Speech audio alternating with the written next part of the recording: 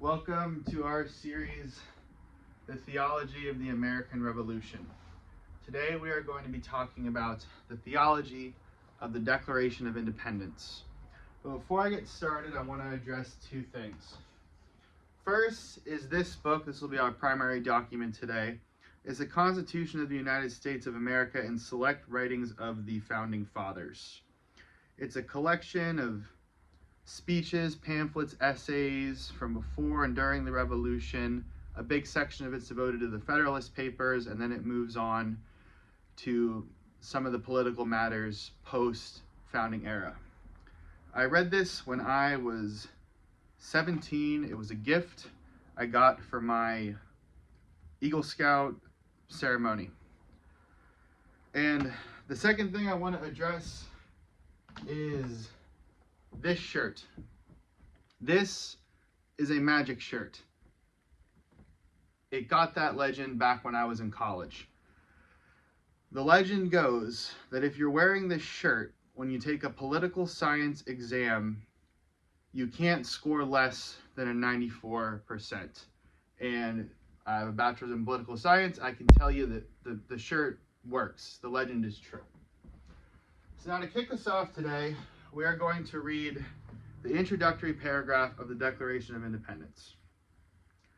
When, in the course of human events, it becomes necessary for one people to dissolve the political bands which have connected them with another, and to assume among the powers of the earth the separate and equal station to which the laws of nature and of nature's gods entitle them, a decent respect to the opinions of mankind requires that they should declare the causes which impel them to separation.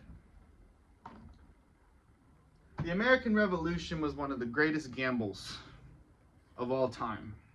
Every person who signed that document was pledging their life to the cause, because if the colonists would have lost, all of those men would have been tracked down and they would have been brutally tortured and executed.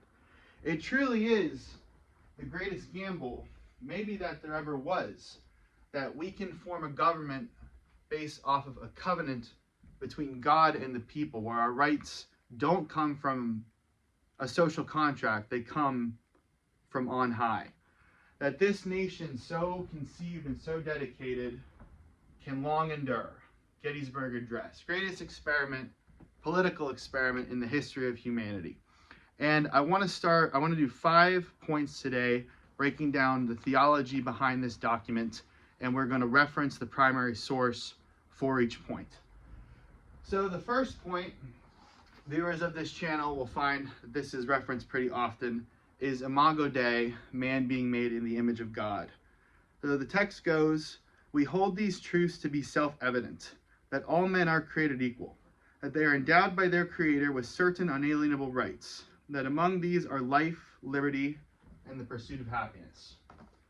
This was a radical statement in the world, the political world of the Western world around the time that all this transpired. We're claiming that God made all people in his image. All people, from the monarch to the serf to the clergy to the butcher to the baker, everybody is made in his image, and we're all made in his image equally.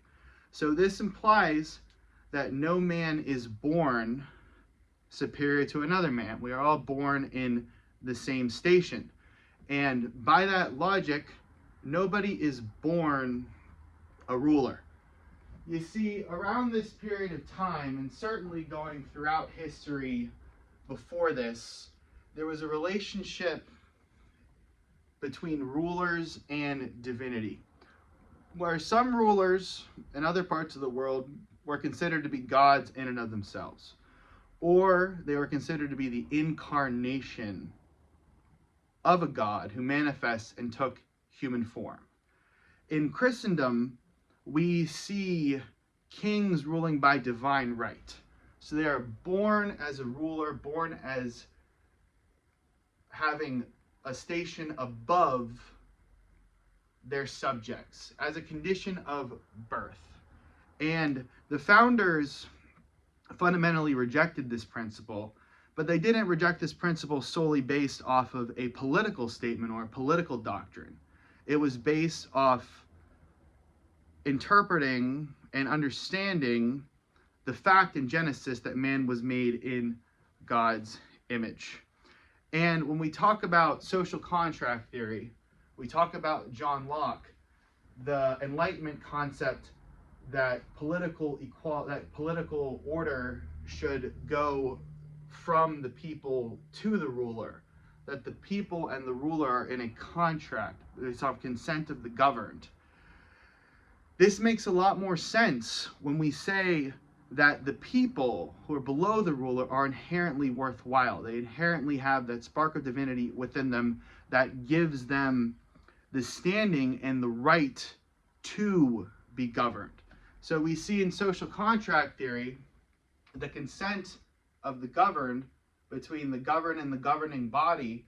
If we don't first assume that the people who are being governed have inherent worth, we then, the model doesn't make as much sense as it should. So now we're going to move on to nations as covenant beings.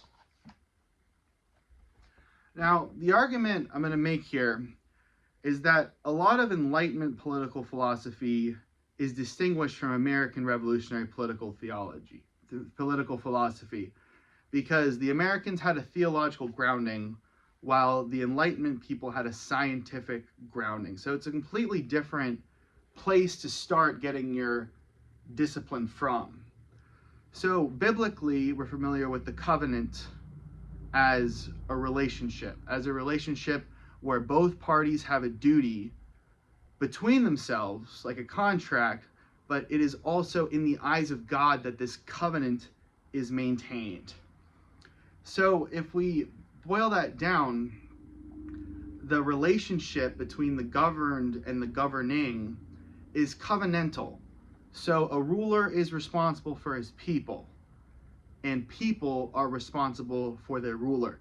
This would have come across as a revolutionary concept because, based off of the tradition of divine right rule, the ruler didn't have to regard his subjects as equals, and the people had no political sway over the actions of the ruler. And then we see revolutions like the French Revolution, where this careful balance between monarch and serf completely dissolved.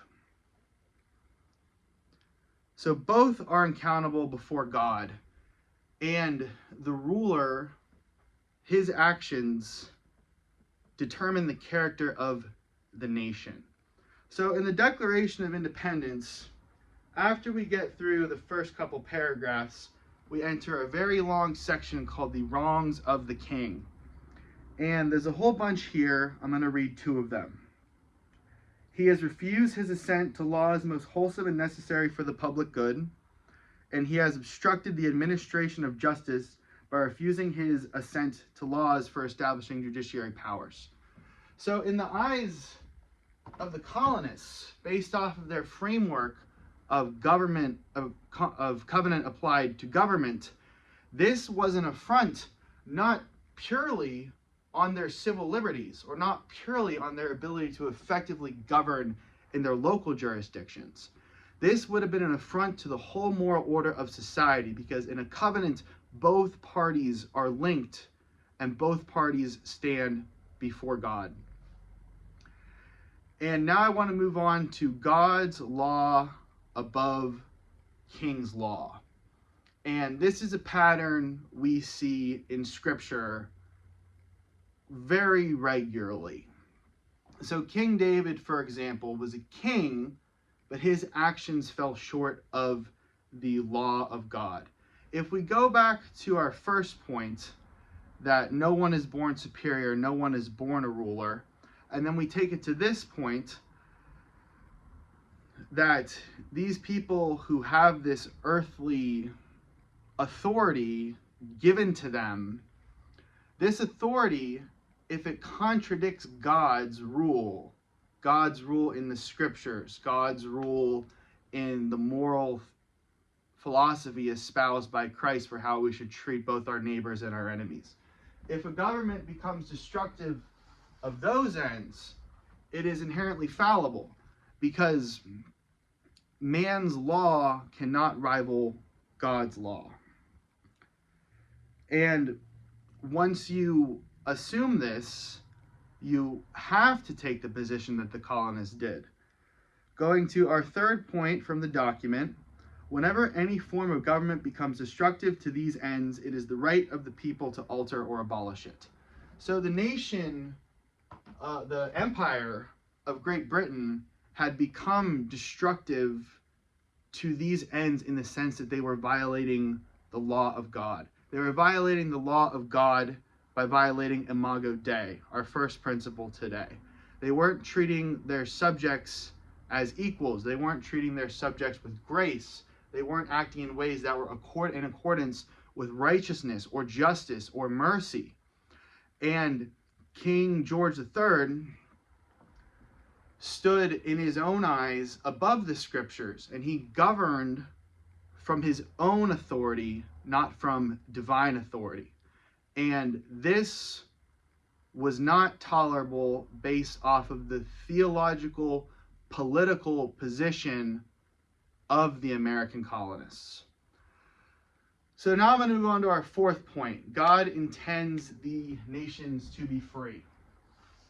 And we see biblically this is very well evidenced.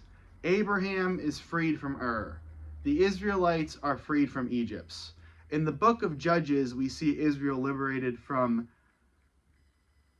the Canaanites, the Midianites, and the Moabites. And when we see Israel fall into exile under the rule of Babylon, we see that they are eventually freed. And I've said before on this channel that history starts where the Bible ends. So when we go to the story of the early church in the book of Acts, we see the early church oppressed by the Roman Empire. They're in a bad spot. They're persecuted. They're not given political or religious authority with the people. But as history plays out, we see not God's people in the sense of Israel, but God's people in the sense of the new covenant, the Jews and the Gentiles who accepted Christ. We see them liberated with the Edict of Milan under Emperor Constantine, when Christianity became the official religion of the Roman Empire and started the seed of Christendom, where this faith would dominate the Western world. Freedom is political, yes. It's a political concept. We can boil it down to a set of rights people have, a set of freedoms they have, a set of obligations they have, and we can define freedom to be political all day long. But if we go based off the pattern of the scriptures, Israel's relationship to its own self and Israel's relationship to the empires that had existed beside, or we go all the way back to Imago Dei. If all men are created equal, everybody should be free, because nobody has a right to oppress anybody else, because we all have equal station.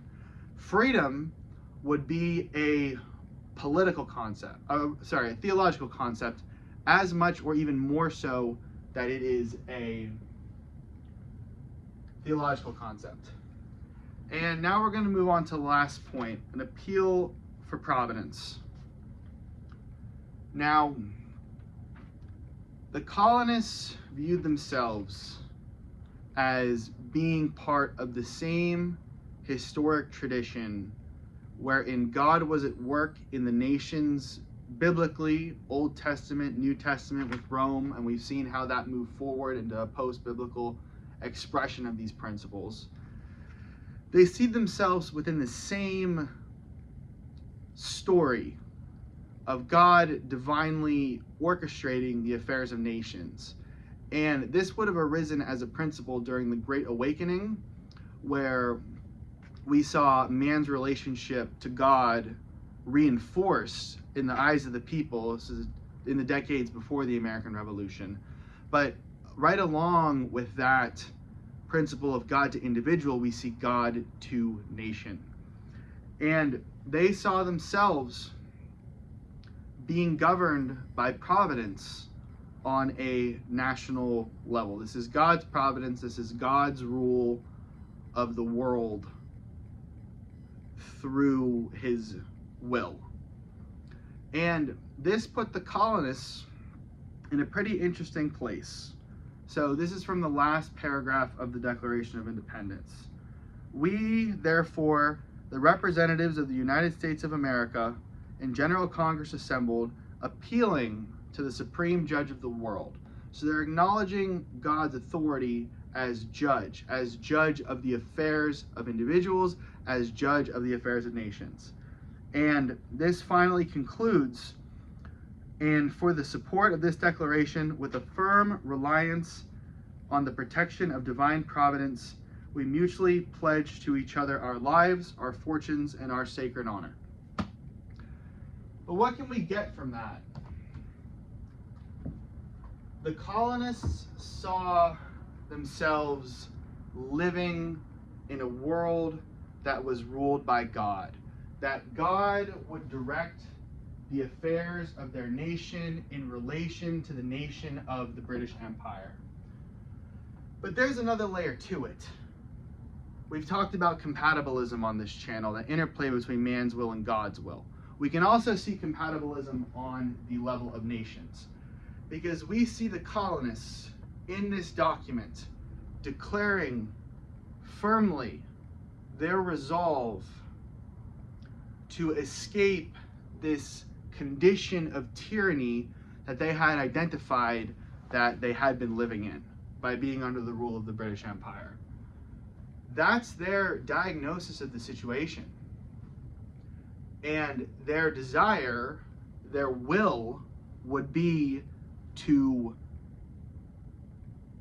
declare independence, to become free, to become their own governing nation, and be able to exercise, and this is in there, all of the different roles of a nation, to make war, to make peace, to govern their own citizens, all of the political objectives of a nation. They sought to carry those out. But they appealed to the supreme judge of the world. The colonists appealed to divine providence.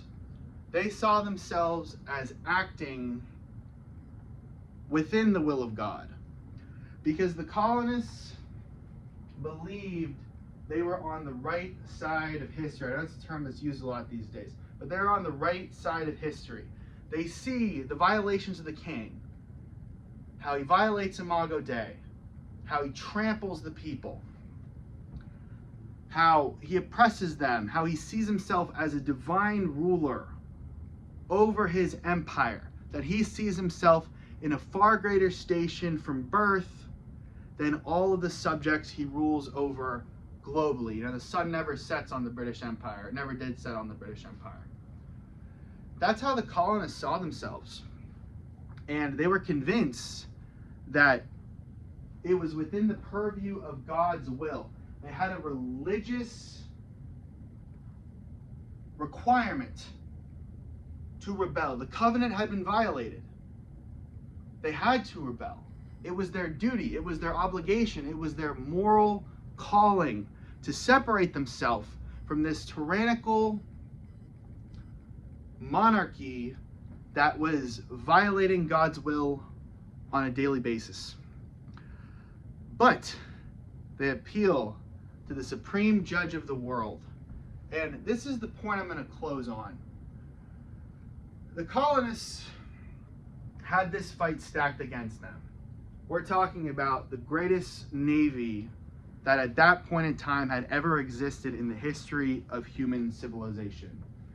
They're talking about an army, this is in the Declaration, already quartered on their soil, a British army ready to jump into action at the first sign of tumult. They're talking about the British Empire with money, creditors, global access to natural resources. The odds were stacked against them, and it is a miracle that they won. That I today, wearing this shirt, get to call myself a citizen, a proud citizen of these United States. The colonists, as we all know, won. George Washington, who we talked about in the first lecture in this series, spared by Providence in the Battle of the Monongahela to rise up and be a deliverer for the people. That's the narrative. That's how history transpired. And we live in the effect of that, and mankind will probably live in the effect of that for thousands of years, or if Christ comes back before then, this will be part of our global order. But they're appealing to the supreme judge of the world. The supreme judge of the world. This is the clincher for the whole point. The colonists didn't think it was up to them. They see the odds stacked against them. They're committed on a political, an ideological, a religious level to rise up against this tyranny. But in the final paragraph of the document that creates this movement, this covenant, the potential new beginning, that the cost of failure is destruction, they acknowledge that it's not in their control. God is sovereign. God is sovereign over me. God is sovereign over you. God is sovereign over every nation on the face of this planet. And no matter how successful or ardent the colonists were in their attempts to overthrow the British Empire, which we know they didn't succeed, they acknowledged from the get-go that if this wasn't in God's will, it wasn't going to happen. They surrendered their will. They surrendered their agency at the peak expression of that agency. Say that these 13 colonies are the United States. We are the United States of America. We will dissolve these political bands, enemies in war, friends in peace. That's what they said. But in saying that, they still acknowledge that this is out of their control. And I think that is fascinating. I think that is beautiful. And that concludes our lecture today. If you were encouraged by this talk or you're interested to learn more about all the stuff that I'm talking about, I'd recommend that you watch some other videos on my channel. But if you truly feel convicted to learn more about God and what God has in store for your life, my number one recommendation to you is that you go and find some Christians. They will be thrilled to tell you all about it. Thank you, and God bless.